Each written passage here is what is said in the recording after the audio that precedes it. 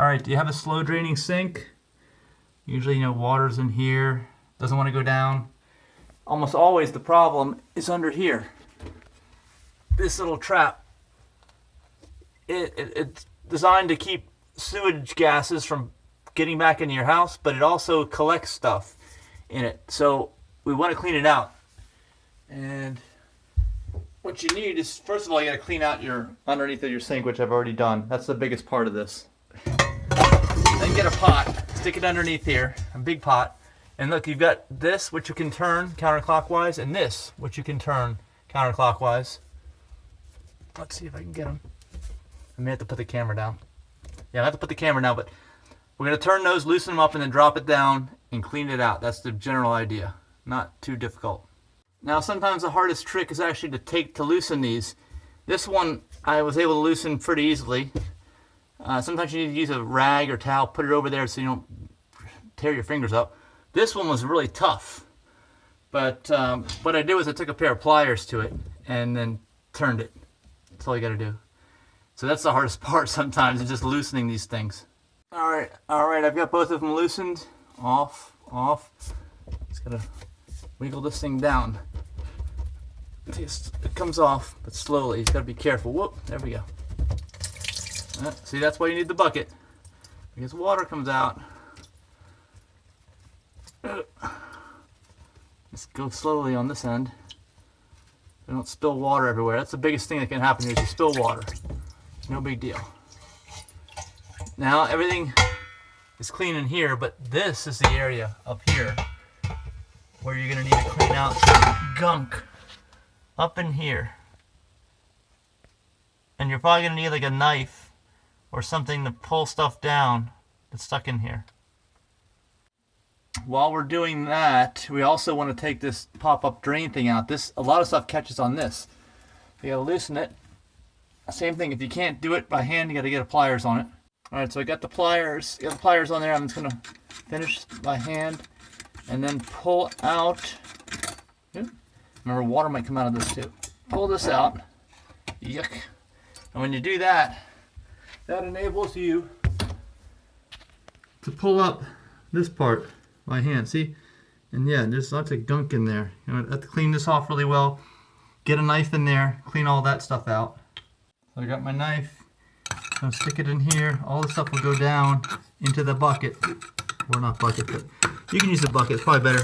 I use a pot, kitchen pot. Make sure you run it really clean in the dishwasher. But get all this stuff pushed down. And once you get it as far as you can from the top end, then start scraping it down from the bottom end. Ugh. Alright, look at all the stuff that fell down. There's all kinds of crud in here. Try not to get it on yourself. You can avoid that. Alright, then bring all the stuff over to your tub, but hopefully it's not clogged, and start cleaning it all off.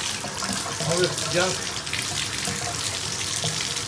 Actually, this is probably the most crucial part, is this stopper.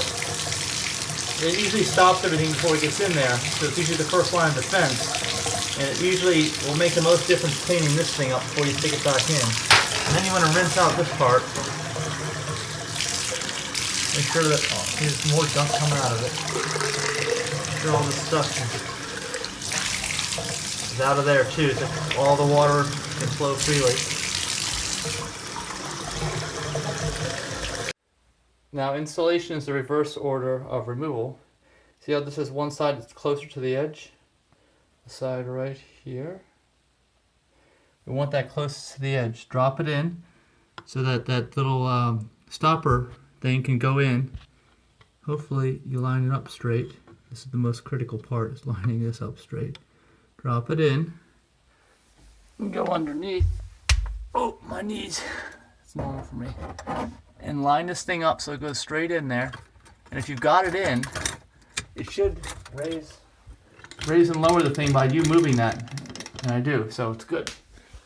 And then when you got it in, get this thing finger tightened on the threads. Don't cross thread it. And maybe a little bit tighter than finger tight, just so it holds water. Then we're ready for the bottom part to go back on. All right, for the bottom part, just line the parts up. Line that bottom thing up.